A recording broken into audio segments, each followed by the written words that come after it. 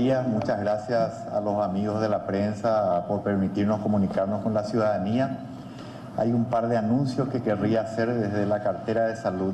En primer lugar, recordarles que el Ministerio de Salud estará recibiendo en el futuro un redireccionamiento de recursos.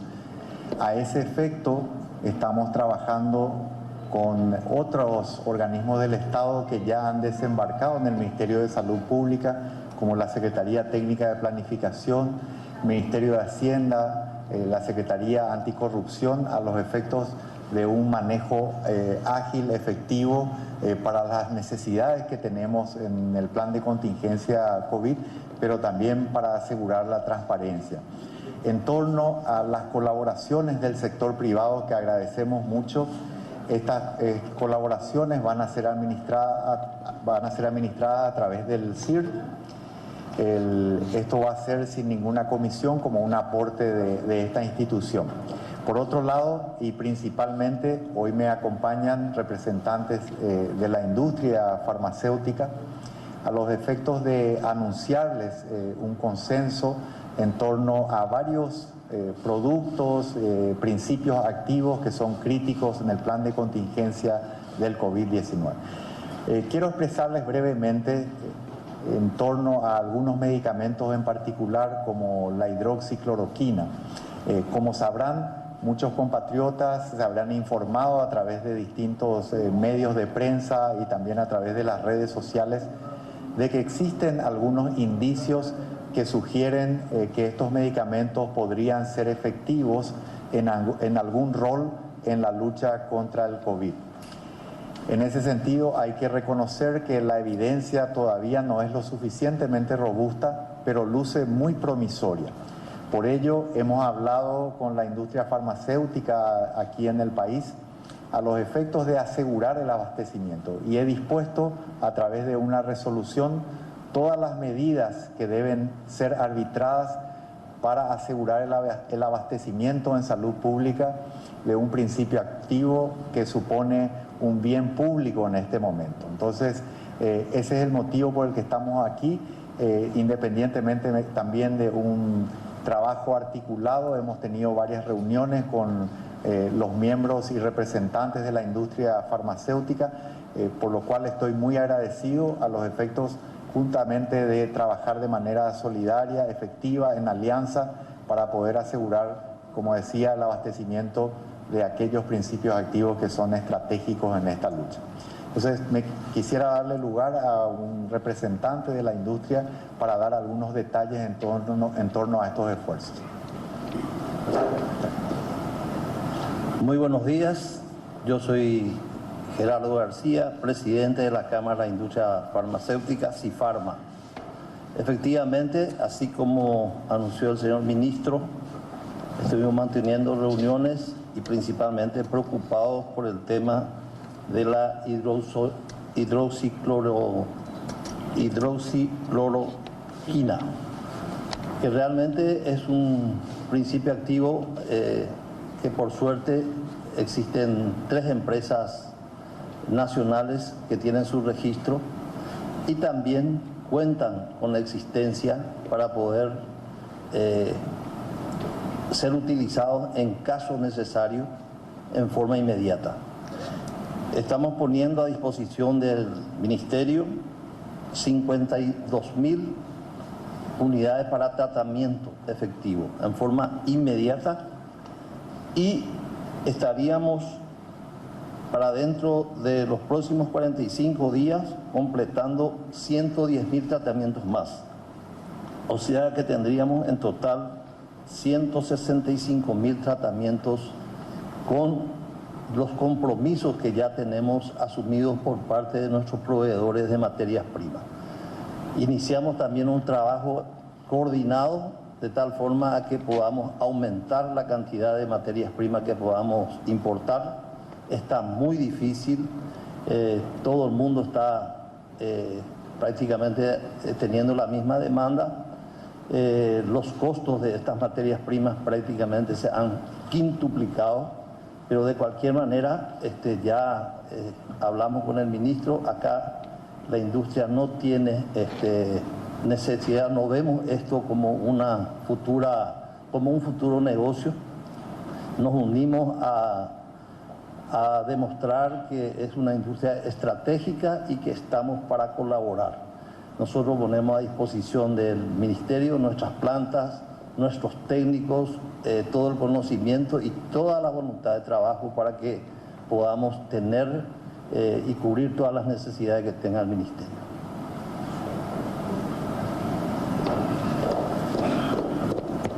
Bueno, muchas gracias.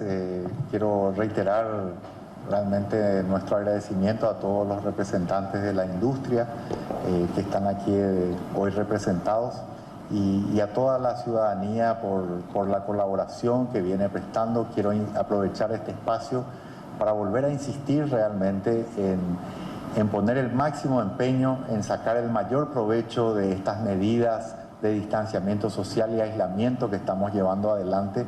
Es absolutamente indispensable que colaboremos todos para que este sacrificio enorme que estamos haciendo desde el punto de vista económico y personal tenga el mayor impacto sobre la epidemia, ¿verdad? Tenemos que hacerlo porque, como decimos, cada día que ganamos nos permite fortalecer nuestro sistema de salud y cada día que se gana significa una vida más que podemos estar salvando. Recordamos siempre las medidas de protección personal, sigamos con el lavado de manos, sigamos cuidándonos al toser, usando la flexura del codo, no compartamos los utensilios. Todavía vemos gente que está tomando tereré en grupo, que está tomando mate en grupo, hay que cuidar. Usemos la mano no dominante para abrir los picaportes, cuidémonos, usemos las máscaras cuando tengamos síntomas, cuando cuidamos de alguien enfermo. Y si no estamos seguros, usemos la máscara. Bueno, muchas gracias a todos. ¿Alguna pregunta? Buenas tardes, ministro. Sí. Estamos en vivo para Radio 1 de Marzo. Consultarle primeramente sobre la evolución de los pacientes, en específico de los dos que estaban en terapia, también si efectivamente hoy se van a aumentar los tests para el COVID-19 y puntualmente sobre el uso de los tapabocas, ministro, porque el exministro Carlos Morínigo decía que hoy en día tenemos que usar ya permanentemente los tapabocas por los casos autóctonos, para aclarar un poco eso. Sí, muchas gracias. Bueno, los dos pacientes que siguen internados y que son los únicos en este momento, siguen en cuidados intensivos, todavía su condición es muy delicada. Entendemos que esto puede ser un poco confuso, el tema de las mascarillas. Bueno, quiero ser muy claro entonces. Las mascarillas deben usarse cuando la persona tiene síntomas, ¿verdad? La idea de la mascarilla es que el virus no salga o que no entre, ¿verdad? Entonces, las mascarillas se usan en personas que tienen síntomas, en personas que están cuidando de enfermos y, como les decía yo, si hay una duda se usa. ¿De dónde viene un poco la confusión? Muchos de los países asiáticos usan las mascarillas incluso afuera sin tener síntomas, y eso se debe a que son países con una enorme densidad poblacional y en donde las medidas de distanciamiento social no son aplicadas en todo momento. Entonces eso hace que mucha gente deba ir y inevitablemente está expuesta a una aglomeración de gente. Entonces, en ese sentido se usa. El día de ayer, justamente, el doctor Tedros, que es el director de la Organización Mundial de la Salud, en un video que él emitía y propagaba a través de sus redes sociales, planteaba a través de una experta justamente las recomendaciones que acabo de mencionar e introducía un elemento adicional que tiene que ver con el hecho de que, sobre todo en esta etapa, a nivel mundial tenemos dificultades con la provisión de insumos insumos estratégicos, digamos, entre ellos mascarillas. Y esas mascarillas tenemos que asegurar que lleguen al frente de batalla, que son los hospitales y para el personal de blanco. Entonces, tiene que haber un uso racional de estas mascarillas. Sí, se va a aumentar también, ministro, la cantidad de test para el COVID-19. Sí, nuestra intención es ir aumentando. De hecho, hemos hecho un fortalecimiento en lo que fue la semana pasada. Ese grupo de personas ya está en el laboratorio central y permite ya aumentar la capacidad. Toda vez que lleguen las suficientes muestras, entonces todas ellas van a ser procesadas. Aparte de ello, está muy avanzado ya la posibilidad de que el Instituto de Medicina Tropical, así como el Instituto de Investigaciones en Ciencia de la Salud, ya estén listos para poder hacerlo también. Con el sector privado vamos a trabajar con todos los laboratorios en torno a la posibilidad de que rápidamente, toda vez que reúnan las condiciones de bioseguridad, también puedan ofrecer el test al público. Nuestra intención es apoyar a todos los laboratorios que puedan tener las condiciones para poder hacer el testeo, y también en este mismo momento el Ministerio de Salud Pública está trabajando gradualmente en un cambio de sus políticas de quiénes van a ser los pacientes o las personas testeadas, digamos, ¿verdad? Estamos ya girando hacia los pacientes enfermos, hacia el personal de blanco y algunos otros pacientes que tengan ciertas características que la Dirección de Vigilancia vaya determinando. Esto vamos a estar socializando en breve. Ministro, ¿qué explicación se puede dar a este tema de que el primer caso que vino de Ecuador es un frigorífico que sigue funcionando, empleados siguen cayendo, sin embargo es un foco de infección, y hay otros frigoríficos que no fueron foco de infección pero que pararon? ¿Por qué eso, ministro? Bueno, la estrategia de la Dirección de Vigilancia tiene que ver inicialmente con cuando estábamos en una etapa donde no había una verificación de la circulación del virus, entonces se hace sobre la base del estudio del conglomerado. Eso quiere decir que a partir de un caso confirmado, todos los contactos pertinentes se van estudiando y se van monitoreando para ver si desarrollan síntomas, y consecuentemente se hace la evaluación pertinente y se aísla si es necesario, ¿verdad? Bueno, en el caso particular de lo que mencionás, se va a hacer una evaluación de la Dirección de Vigilancia para ver si hay que tomar medidas adicionales. El cierre de los frigoríficos fue una decisión no instada por salud en ese momento, sino una iniciativa propia. En este caso vamos a evaluar lo que estás mencionando en cuestión, y si hay que tomar otras medidas sanitarias se va a hacer, pero siempre sobre la base de una investigación técnica pertinente, clara y que sea racional y justificada, ¿no? Ministro, respecto a este anuncio que estaba dando ahora con los representantes de la industria farmacéutica, bueno, este medicamento, ¿cuál es el uso que se le da específicamente, de lo que va a estar contribuyendo, y también un poco para dar un poco de tranquilidad a la ciudadanía, y usted como va a autorizar lógicamente por parte del gobierno, inclusive de propias autoridades sanitarias de algunos centros hospitalarios, esas falsas noticias que de repente generan caos, más de lo que ya se tiene inclusive?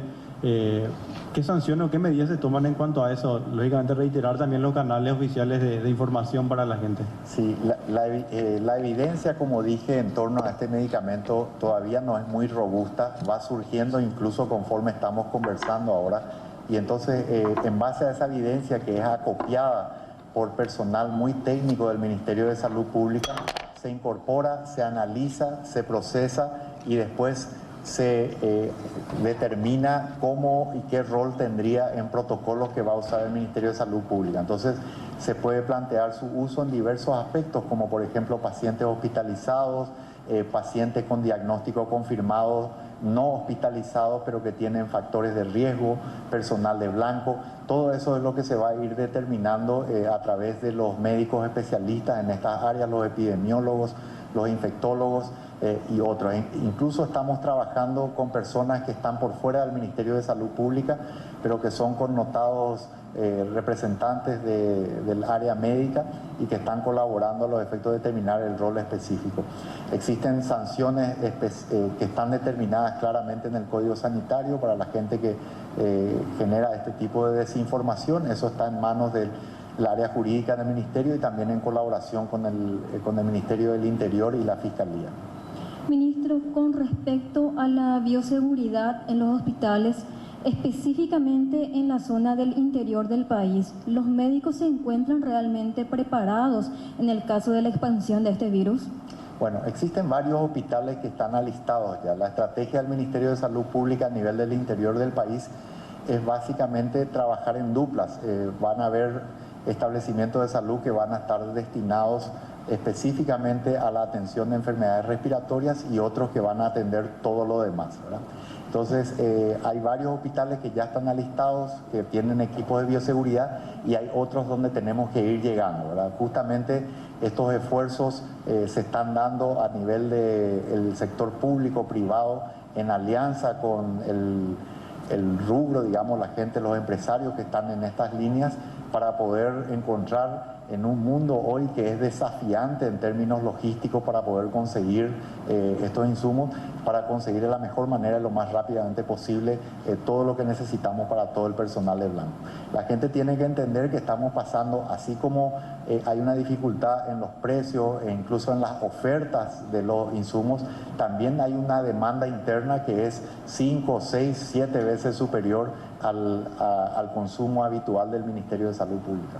Ministro, para descartar o confirmar la información, tenemos datos de que supuestamente 40 médicos aproximadamente habrían pasado a cuarentena. Esto involucraría a 3 clínicas del área central. ¿Esto es cierto o no? Y otra consulta, aprovechando, ¿existen datos de doctores que hayan pasado renuncia en esta temporada de la pandemia? Sí, lo primero, no tengo esa información conmigo, no he recibido eso por lo menos hasta poco antes de salir a anunciarles estos. Y lo segundo es tampoco hemos recibido ninguna renuncia por escrito o ni siquiera verbal, ¿verdad?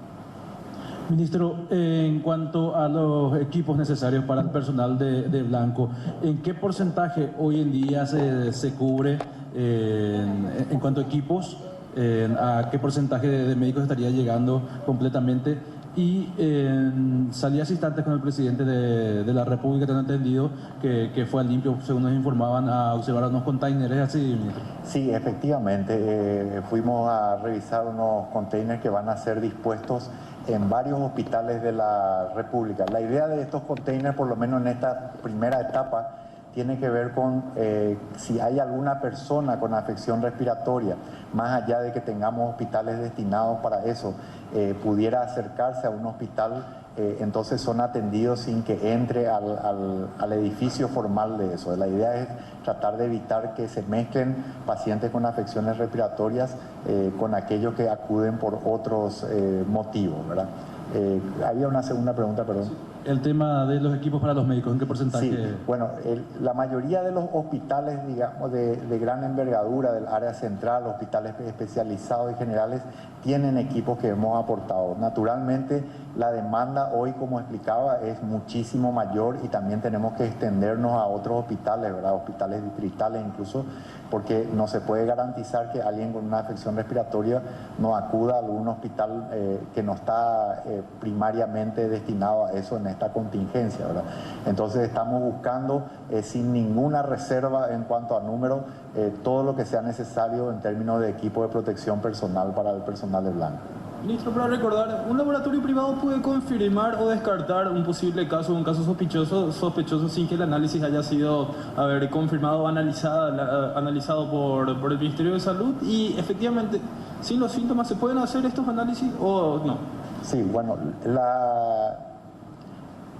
el estudio se puede hacer en un laboratorio que tenga las condiciones adecuadas. En esta etapa, los estudios que se hacen en laboratorios distintos al laboratorio central son confirmados. Se hace un grupo de test positivos y de test negativos a los efectos de que nosotros podamos ir otorgando la certificación. Entonces son de 2 etapas distintas, nosotros autorizamos, pero estamos en un proceso en donde nosotros podemos certificar un laboratorio y a ese efecto se analizan los resultados que son producidos a partir del sector privado.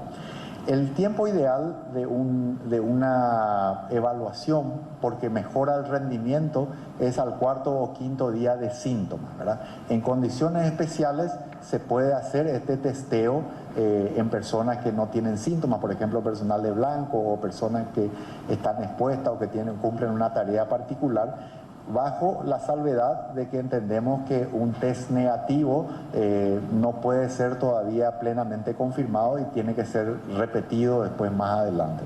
O sea, se necesitan 3 muestras, creo, para poder descartar completamente o confirmar de algún modo. Si estamos hablando de una persona sin síntomas y por alguna razón le hacemos el test antes de que desarrolle síntomas, se haría, por ejemplo, por decirle, al 7.º o 8.º día, habría que repetir otra vez antes de los 14 días y ahí se puede establecer si es o no negativo y bueno, y si pasan los 14 días sin síntomas, naturalmente ya la persona no corre riesgo de padecer la enfermedad o de ser contagiosa. ¿Ya cuentan con muestras que están pendientes de una certificación del Ministerio? ¿Cuántas aproximadamente?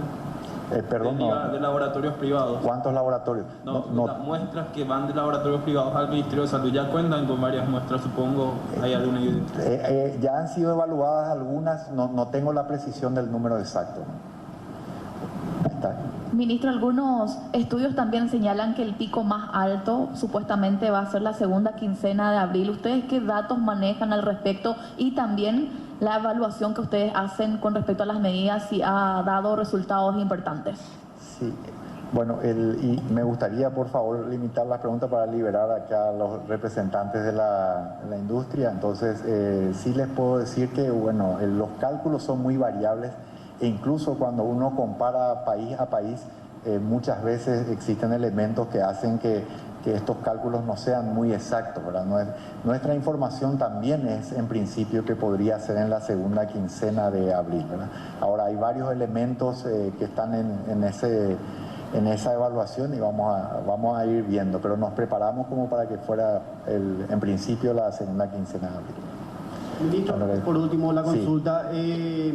El Departamento de Biología de la UNA dice que tiene la capacidad tecnológica, también el conocimiento y el personal suficiente para poder hacer 1000 muestras diarias. Ustedes como Ministerio de Salud ya se pusieron en contacto, en conversaciones con el Departamento Biomolecular de la UNA y lo otro también, ministro, que creo que todavía no se informó, o al menos no toda la gente tiene conocimiento, cuáles son los laboratorios que ya están habilitados para realizar las pruebas del coronavirus, y también si van a establecer un rango de precios, cuál va a ser, porque escuchamos que el test que se mandó a hacer Villamayor costó alrededor de 900.000 guaraníes. Sí. Bueno, en primer lugar hay que hacer una precisión ahí. Hay una interpretación equivocada de las declaraciones de la doctora. El 1000 test se refiere a todo el sistema, a todos los laboratorios juntos, no al laboratorio de la Universidad Nacional de Asunción por sí solo, no tiene esa capacidad. Sí tendríamos esa capacidad como sistema si sumamos a todos los laboratorios que tienen esa capacidad, ¿verdad? Entonces estamos trabajando, el Instituto de Investigación en Ciencia de la Salud está ya listo, por ejemplo el laboratorio del SENAXA también, en algunos casos pueden necesitar algún refuerzo de términos de recursos humanos. Con el Hospital de Clínicas se está trabajando también, hay algunas limitaciones. En salud pública el Instituto de Medicina Tropical también estaría listo, hay otros 4 hospitales que estamos sumando. El Instituto de Previsión Social tiene algunas dificultades que se están zanjando. Conforme estamos hablando, tenemos equipos del sistema de laboratorio de redes que está haciendo la evaluación desde el Ministerio de Salud Pública, y bueno, con el sector privado también vamos a estar trabajando para poder habilitar. Me gustaría por favor cerrar por aquí porque quiero liberar un poquito a los representantes. Muchas gracias a todos. Muchas gracias. Bueno, ahí escuchábamos entonces al ministro de Salud. ¿Y qué es lo que anunciaba hoy el ministro? Hidroxicloroquina se llama este producto que se utiliza normalmente para el tratamiento de enfermedades como el lupus. Hay información preliminar que da cuenta sobre un uso aparentemente efectivo de esta medicina para los casos graves hasta ahora. Pero se está evaluando si esta medicina puede también, para aquellas personas que no desarrollan la forma grave, acelerar el proceso de cura. Es decir, que se elimine el virus del cuerpo. Como la información empezó a correr, inclusive en redes sociales, en el mercado se empezaron a apropiar muchos rápidamente de esta medicación, dejando a las personas que tienen la enfermedad de lupus, por ejemplo, sin este producto que es limitado. Lo que ha hecho ahora la industria farmacéutica es garantizarle al Ministerio de Salud, si es que se tiene que utilizar esta medicación, ya hay más de 50.000 dosis disponibles en el mercado local y ellos están dispuestos a generar rápidamente otras 100.000 dosis, o sea, son 150.000 dosis que estarían disponibles si es que se confirma que el uso de esta medicación para el tratamiento del COVID efectivamente da resultados. Ese es el anuncio básicamente que está haciendo y que sobre todo va a tranquilizar a aquellas personas que necesitan esta medicación, que es clave para otras enfermedades, repito, como el lupus.